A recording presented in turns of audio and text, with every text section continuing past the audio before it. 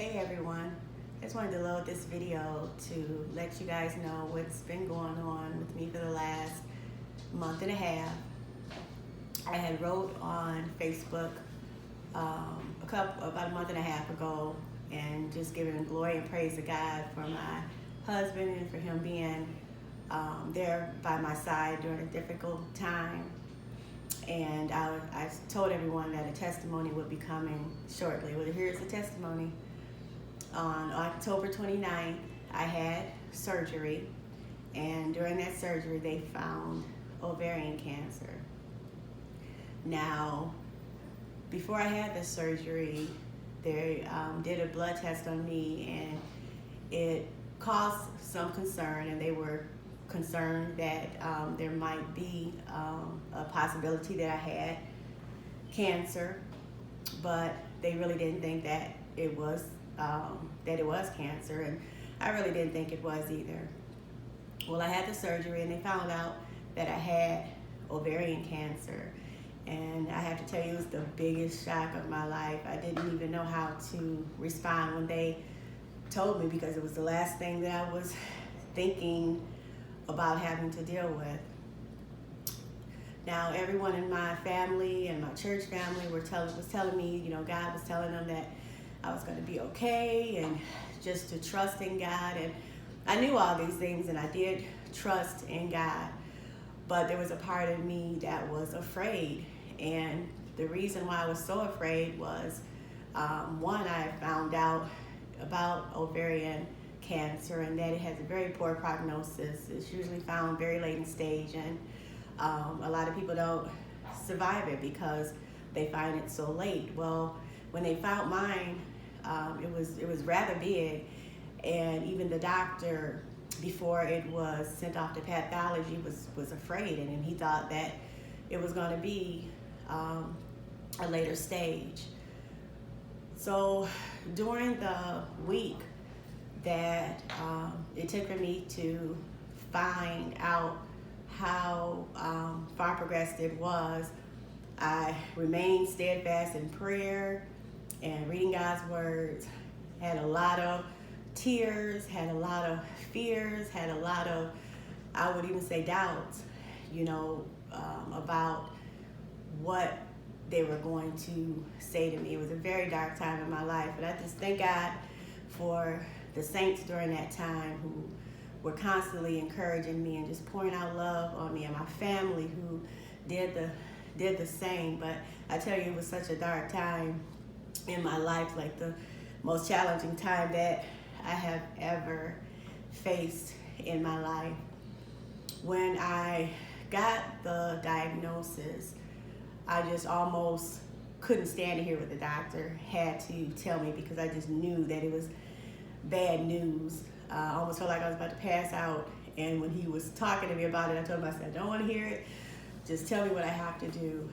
And I just was overwhelmed with emotions, and he took my hands and he said, Miss Winters, it's going to be okay.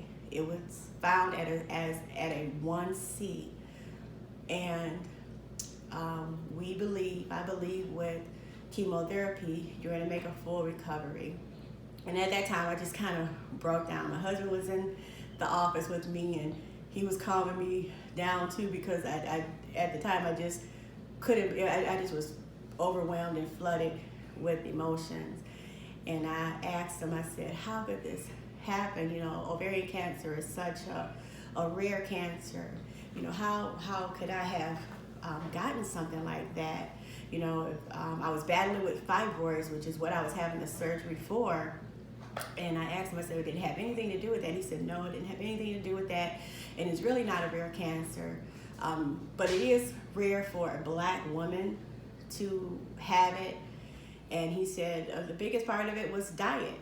And he said that's something that we as Black people have gotten worse with our diets, eating a lot of fast food, processed foods, fatty foods, red meats, and generally just not taking care of our body. So he said that that's something that I have to do. I have to change my diet. I have to exercise. And the thing about it is about a year and a half, 2 years ago, God had been really dealing with me with changing my diet, eating more fresh fruits and vegetables, and exercising. And I just did not submit to that. I didn't do it, even though I really believed that it was God telling me. Now, I didn't know the outcome was going to be cancer, but I believe wholeheartedly that God was trying to help me to avoid this situation. I really do believe it was an avoidable thing, but since I did not do my due diligence and take care of this temple that God had given me to the best of the ability that I could, I believe that is why I'm suffering with this now. The blessing in it all is that God had mercy. He showed me mercy and grace. He allowed it to be found at a very curable stage. But I knew after that diagnosis, I still had another hump to go over, and that was chemotherapy, which I did not want to have. I was scared about that. I knew about chemotherapy was medicine, so toxic, and for all the good that it does with killing cancer cells, it can do a lot of damage too. So I was really afraid of that. And I like to say that today was the first day of my chemotherapy, which is why I felt it important to make this video today, because for a long time, even though I knew I had this ovarian cancer, I could not even say it.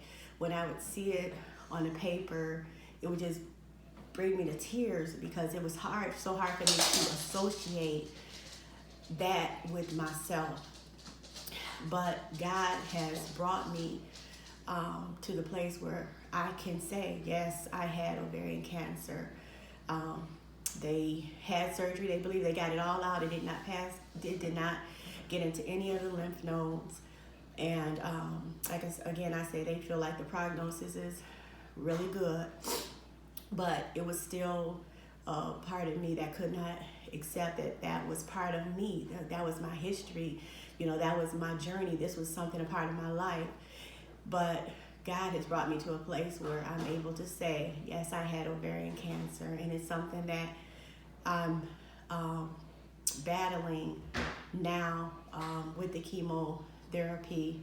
I'm at a point of this process that I have to endure. I have to go through, and now I'm able to say it, and I'm able to realize that this is a part of my history. This is a part of my testimony. This is a part of my life. This is a part of Dianne, and I have to embrace it for all that it is, and use it for God's glory, and use it to help other people, and use it to make me stronger and to make my faith stronger. And that's exactly what it has done. It has made me closer to God than I have ever been in my life, to where I really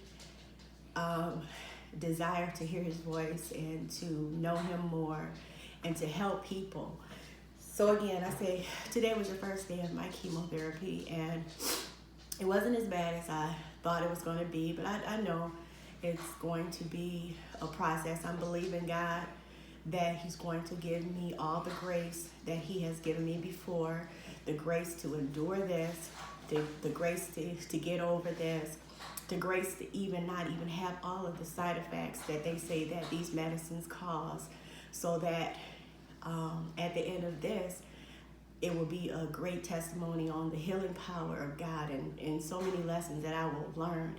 It has given me a greater compassion for people, especially people with cancer, something that I had compassion with people with cancer, but now I know what it is, and I see so many people afflicted. When I went to the therapy today, there were people my age, there were even people younger, and they never ran out of people coming in to take the chemo. It was so humbling, and it was so sad. But I pray for them. I prayed for them, and I pray for myself. And I'm asking all of my believers, all of my brothers and sisters in Christ, to keep me in your prayers during this time as I go through this journey. And I believe that there's a light at the end of this, and I believe that God's going to be glorified, and I believe that I'm going to be healed and healthy, and that I'm going to do what I need to do in the natural to help my body to be the best that it can be. Eat better, exercise, get rest, drink water, stay away from those things that I know is bad for our body, bad for my body. So I just ask and I pray that you all will keep me in your prayers, your love. I appreciate it for the people who already been doing it. I appreciate it, the people that didn't know. There's so many of you who didn't even know. And like I said, it wasn't because I was trying to keep you in the dark. It's just that I couldn't even admit to myself openly what really was going on with me. But now I am.